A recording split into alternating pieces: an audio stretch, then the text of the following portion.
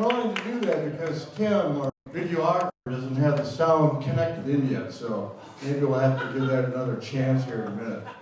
But it's so good to see everybody here. I mean, this is really the heart of democracy, getting together with people that want to run for public office. So I thank everybody for coming tonight, and I especially thank our candidates for all the effort that they're putting into the whole exercise.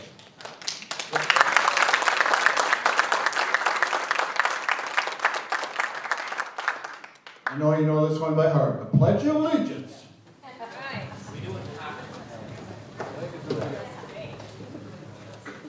I pledge allegiance to the flag of the United States of America and to the republic for which it stands, one nation, under God, indivisible, with liberty and justice for all. Outstanding. A couple shout-outs here. Tyler Newcomb from the RNC.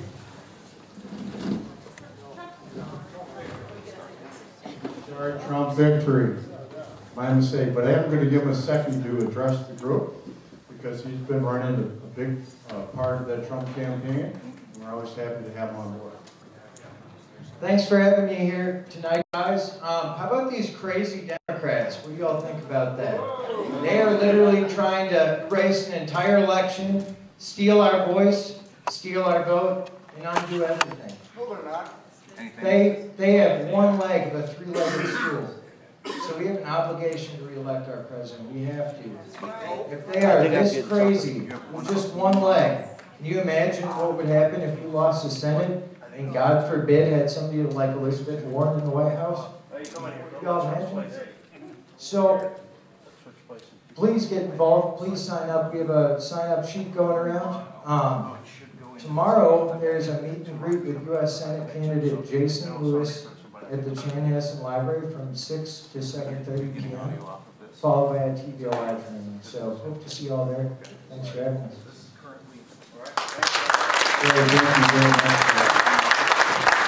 Minnesota's representative to the Republican National Committee is here, Rick Wright. Just a shout out. You all know Rick.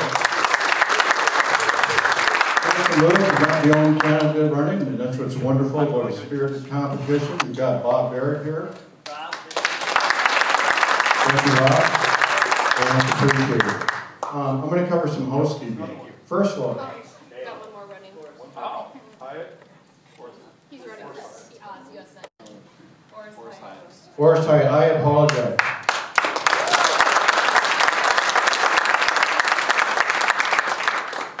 I want to do a little bit of housekeeping. And it has to do with what the process is made up of, all right? So we have a nominations committee. And the nominations committee determines whether these candidates, as we near the convention on April 4th, are qualified or not qualified. And it takes volunteers to be on the nominations committee. Now we have people named to the committee already, but we don't have one from every district. So we have 12 districts. 4 of them are House districts. 8 of those are full Senate districts. Talk to your district chair if you're interested in getting involved in a way that maybe you haven't in the past. The people we have done this before, it's great, but we need the new faces. We need a different perspective. We need new ideas. That diversity of contribution, honestly, the input from them on really the quality and sincerity and the desires of these candidates is so important. Because when we get near the convention, they will start meeting with them about 2 weeks prior. And then we go through a process. It doesn't do us any good to just have a 30-minute speech and do a beauty contest. Because guess what? You don't know who they are. So what we want are people, and especially this committee, we don't need 12 on the Rules Committee or the Constitution and Bylaws Committee, but we need somebody who can speak for the nominations process in every one of those districts. So I'm going to do a quick shout out from for the people that are here. Ken Wendling is already on that nominations committee. Steve Merriman, Mike Hill, Alan Shaletsky, Lyle Schwartzkopf. Thank you for the service. Very much appreciate that. Okay, the candidates. Allie Waterbury. I think you know who they are, but I'm going to introduce them all anyway. Lacey Johnson. and Lucia Bogo.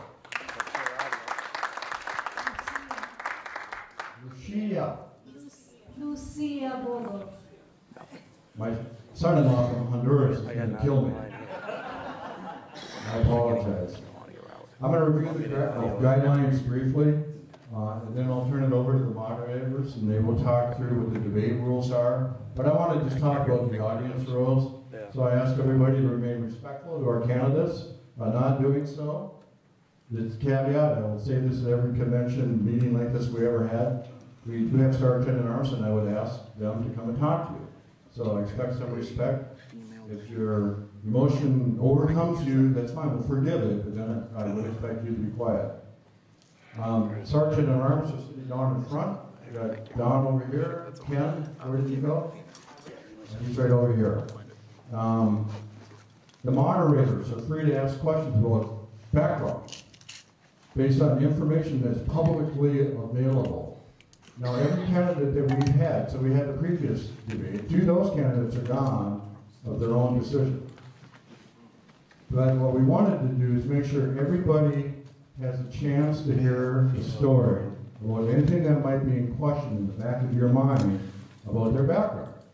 And so I promised that microphone to everybody here who stands or sitting behind the table and representing their campaign. And so that will be part of what's moderated during this particular meeting. This goes without saying, personal attacks of any kind between the candidates are not allowed. President Reagan, I'm going to use this old quote, Republicans don't talk bad about other Republicans, especially at a Republican event. So let's not have that happen. Finally, the moderators will explain any further guidelines, and I wish candidates luck, and I want to turn it over to Jesse and Jen at this moment.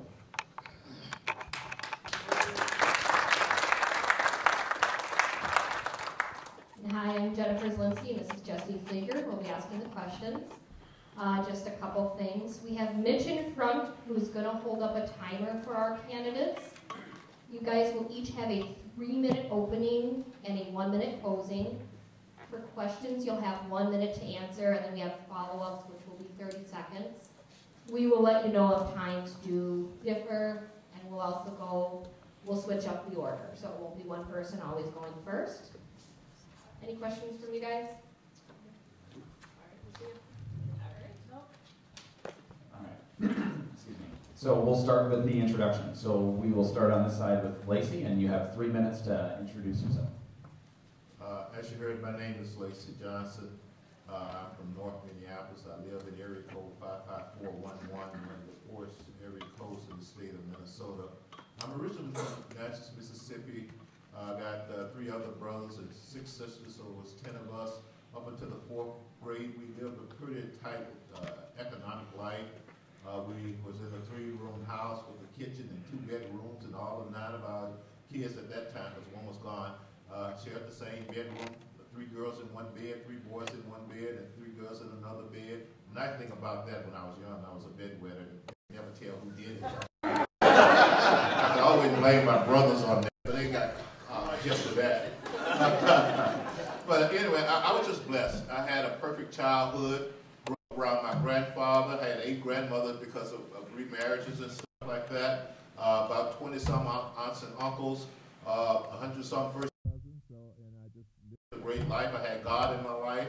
I had good people in my life. I had good food, and I had good music, Motown music. You know, if you can't, deal with life, listen to that. I came to Minnesota after I graduated from high school. Attended the University of Minnesota, majored in English. My last year there, I applied for a job at Hennepin County. I should say too, I'm a father and a husband, and my wife Betty is here. We live in Minneapolis for 40 years, and I'm not going anywhere. I think it's the greatest neighborhood in the state of Minnesota. I love it because I love the people there, I love the challenges there, and I want to make a difference in the neighborhood.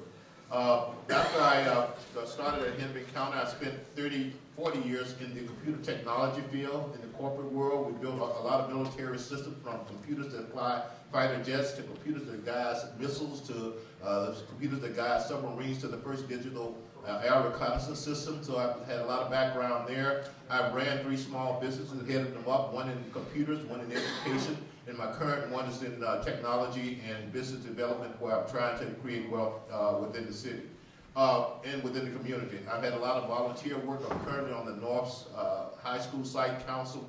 I'm a part of their STEM advisory board. I've been on the Pillsbury Advisory Board for charter schools. I helped start up a charter school. I've always been out in the community. So just quickly, I'm running to make a difference. I'm not running because of myself or anything else. When I left the corporate world, I thought I'd start my little company and that'll be what I do for the rest of my life. But to be honest with you, the last election, I'm going into people's homes, I'm listening to TV, and I'm saying, none of these people are talking about what's important out here.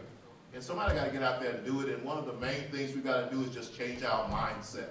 And quit, we're focusing on a lot of the wrong things. So I'm here to just make a difference, create wealth in our community, make stronger families, stress education, stress economic, and finally stress spirituality. So that's who I am, and I'm asking for your support.